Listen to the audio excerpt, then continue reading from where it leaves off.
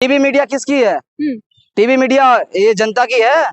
TV media को control कर कौन रहा है? टीवी मीडिया ने क्या बोलते हैं 11 से 12 सालों में कितनी बार मोदी जी के खिलाफ दिखाया? एक चीज हमको बताएं, कितनी बार दिखाया कि हाँ भाई मोदी जी की वजह से जनता लाइन में लगी। नोटबंदी के टाइम में हो, चाहे कोरोना के टाइम में हो, चाहे किसी भी चीज के टाइम में हो, कितनी बार ये टीवी मीडिया दिखाई है मोदी। अरे मोदी जी के खिलाफ वो क्यों बोलेंगी? आप मोदी जी के खिलाफ बोलो, आपको आप फिर दिखोगे नहीं। आप नहीं बोल सकते हो। मोदी जी के खिलाफ जो बोलेगा वो नहीं रह सकता है, चाहे वो भूखा मर जाना पसंद करेगा। वही है ना कि जो सच बोलेगा उसको इस देश में रहने का कोई हक ही नहीं है। आप सरकार से सवाल नहीं कर सकते हो। भारत में ही सच बोल रहे तो आपको थोड़ी ना पाकिस्तान भेज दिया। मैं अपनी जिम्मेदारी से बोल रहा हूँ। मुझे ये नहीं पता कि मेरे ऊपर क्या होगा कार्रवाई, ये मुझे नहीं पता, लेकिन मैं अपनी जिम्मेदारी से बोल रहा हूँ। आज जो आधी आबादी जो भारत की है वो आज चुप क्यों है? सिर्फ डर से है। एक डर का माहौल बना दिया गया इस देश में। मोदी जी को वोट देते हैं वो कहाँ? मोदी जी को अच्छी एक बात बताए, टोटल जो मोदी जी के वोट का परसेंटेज कितना है? मुश्किल से होगा 38 से 40% मान ले आप, फिर भी 60% तो मोदी अगेंस्ट वोट है ना। तो आपको आप बताइए ज्यादा आबादी मोदी अगेंस्ट है कि नहीं? वो तो डिवाइड एंड रूल की वजह से वो जीत जाते हैं, डिवाइड कर करके। लेकिन आज भी 65% से ज्यादा मोदी अगेंस्ट वोट है। आप कह रहे हैं सारे प्रवासी जो है गांव जा रहे हैं एलपीजी की किल्लत से। अभी जो है खेती का टाइम है इसलिए वो जा रहे हैं अपने गांव देहात। खेती? अरे खेती का टाइम नहीं है, इससे पहले भी तो खेती का टाइम होता था। इस टाइम में हम लोग का काम होता था, हम लोग का कंस्ट्रक्शन का काम है। इस टाइम पे सब लोग काम करते थे। अभी सब लोग आ चुके हैं। बिहार के लिए गेहूं काटने जा रहे हैं, आप कहाँ बात कर? अरे ऐसा कुछ नहीं है, बिहार के लिए हम भी आए हैं हो करके, अभी हम भी होके आए हैं। कुछ नहीं है यहाँ से आप, अरे आप ये छोड़े, आपको लगता है कि बिहार गेहूं काटने के लिए जा रहा है? आप एक बार क्या बोलते हैं जाके स्टेशन पे देखे और मजदूरों के मुंह में माइक लगाए और उससे पूछ ले कि वो किस चीज की वजह से जा रहे हैं। अरे हम लोग की आज तो दिल्ली में आए नहीं, सालों सालों से देखते आ रहे हैं। गेहूं का सीजन ये तो पहली बार तो नहीं आया है। तो गैस की किल्लत यही नहीं है, गांव में भी होने लगी है। वो तो गांव में ऑप्शन है कि लोग लकड़ी पे खाना बना ले रहे हैं, दिल्ली में ये ऑप्शन नहीं है। आज आप वो छोड़ दे, ढाबा में चले जाए आप, कितने ढाबा बंद हो गए।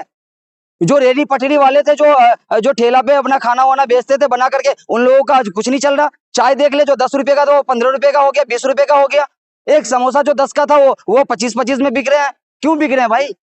ये महंगाई फिर कहाँ से लोग कर पाएगा? 500 रुपया आप दिहाड़ी कमाओगे और 400 का खाना खाओगे और उसके बाद 5000 रुपया रूम रेंट दोगे, कहाँ से दोगे?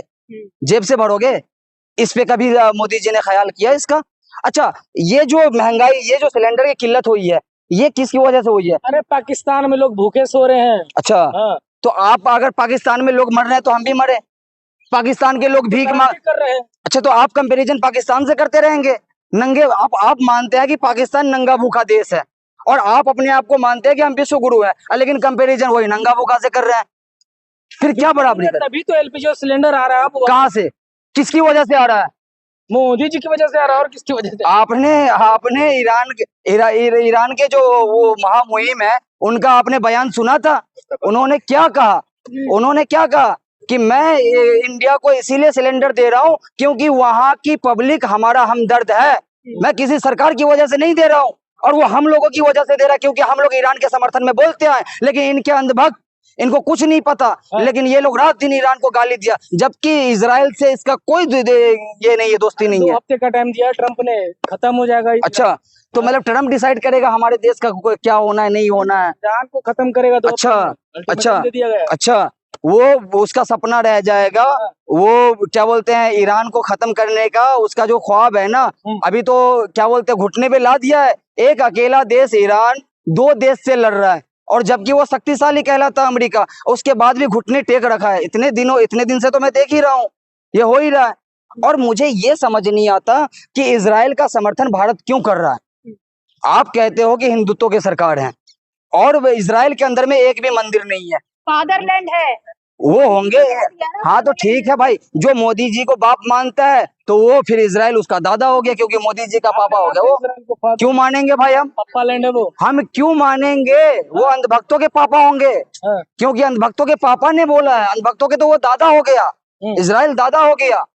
अब ये कितनी शर्म की बात है, एक तरफ आप भारत को माता कहते हो और उसके लिए बाप ढूंढ लियो, इजराइल को बाप बोल दोगे। ये शर्म की बात है ना हमारे लिए। और एक दफा भी इस पे कोई अंधभक्त बोलता है? अरे एक बात बताओ आप, इजराइल अभी देख लो इस देश में गाय काटने वाले पे कितना लोग बोलते हैं कि आस्था का मामला है, गाय माता है, इसको लोग कोई काट ले उसको देशद्रोही। नहीं संभाल रहा है तो फिर सरकार उनसे इस्तीफा भी तो नहीं मांग रही है। कैसे मांगेगी, क्यों मांगेगी भाई? सरकार से ही नहीं संभाल रहा। सरकार क्या जवाब दी? सरकार आकर के यहाँ तक कि प्रधानमंत्री कितनी बार बोल दिया कि भाई यहाँ गैस की किल्लत है चाहे कुछ भी है। वो तो गुमराह कर रखी है जनता को कि कहीं कुछ नहीं है।